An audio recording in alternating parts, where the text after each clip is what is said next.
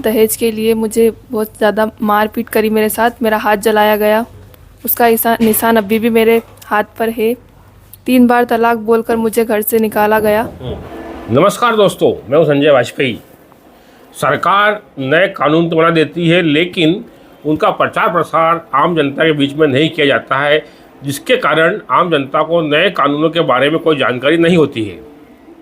ऐसा ही एक कानून बनाया गया है गत दिनों, 3 तलाक।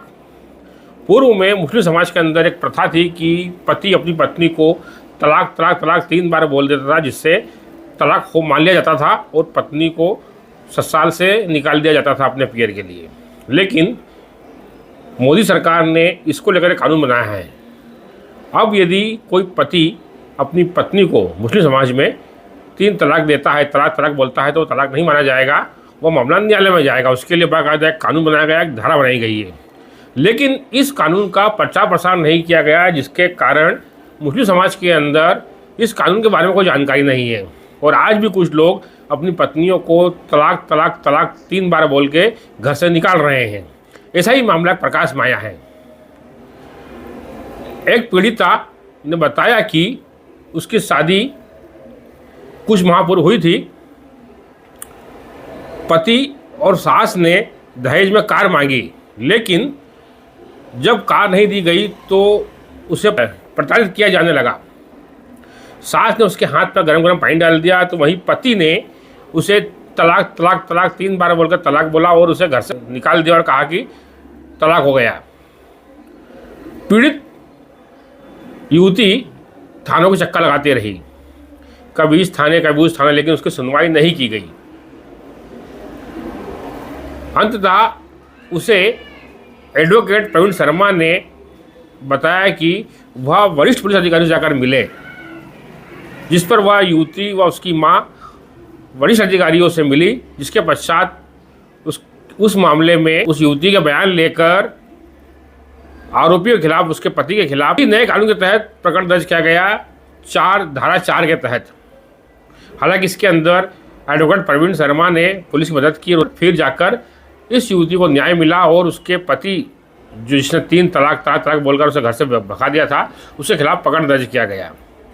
तो इस पूरे मामले के अंदर ये उजागर हुआ कि सरकार कानून बनाती है, लेकिन उसका प्रचार प्रसार नहीं करती है। इसमें सरकार को प्रचार प्रसार करना चाहिए, ताकि आम जनता को, आम लोगों को नए कानून के बारे में जानकारी मिल सके और वे उसका उपयोग कर सकें और उसका सही उपयोग हो, लोगों को न्याय मिल पाए।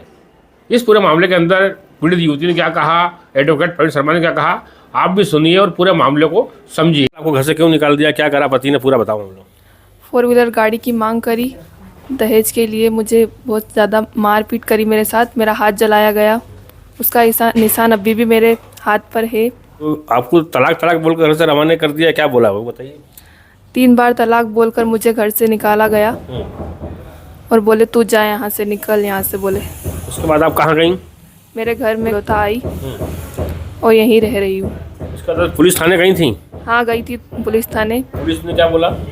कई 1.5 महीने तक मेरी कुछ भी कार्रवाई नहीं हुई।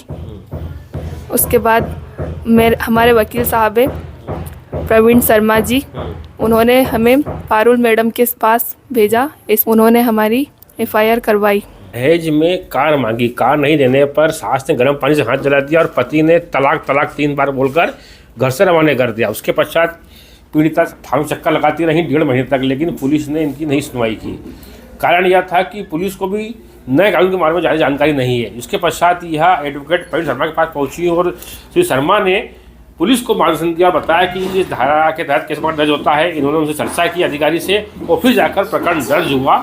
हमारे साथ एडवोकेट प्रवीण शर्मा है, जिन्होंने धारा 4 के तहत प्रकरण दर्ज करवाया है। शर्मा जी बताइए, क्या पूरा मामला था इस बार प्रकरण से कराया आपने? देखिए, एक पीड़िता जो कि पास के गांव की निवासी हमारे पास आई थी और इसने बताया कि मुझे दहेज के लिए प्रताड़ित किया और ख़ास करके इसके केस में था कि मुझे मौके पर ही तलाक तलाक तलाक बोलकर 3 तलाक दे दिया गया। ऐसी स्थिति में चूंकि इसके संदर्भ में एक नया कानून आ गया 2019 में, जो कि मुस्लिम महिला विवाह पर अधिकार अधिनियम 2019 है। उसके अंतर्गत कार्रवाई के लिए हमने इन्हें प्रेरित किया और चूंकि इनको पुलिस ने सजेस्ट किया था कि आप अपने जो ससुराल क्षेत्र का चंद्रावतीगंज थाना लगता वहाँ जाएं। महिला वहाँ भी गई, उसका महिला थाने आई, उसके बाद सादलपुर जहाँ के मुख्य निवासी वहाँ भी गई। तो पुलिस की इनकी तरफ से जो संपूर्ण मदद नहीं हो पाई, तब हमने इनको अतिरिक्त पुलिस अधीक्षक पारुल मैडम के पास भेजा था। उन्होंने मामले को संज्ञान में लेते हुए महिला थाने को निर्देशित किया, तब जाकर के इनके खिलाफ मामला दर्ज हुआ है। वर्तमान में जो एफआईआर दर्ज हुई है उसमें धारा 85 BNSS, जिसको पूर्व में IPC में 498 के नाम से जाना जाता था, वो धारा 4 मुस्लिम महिला विवाह पर अधिकार अधिनियम अंतर्गत प्रकरण दर्ज किया गया।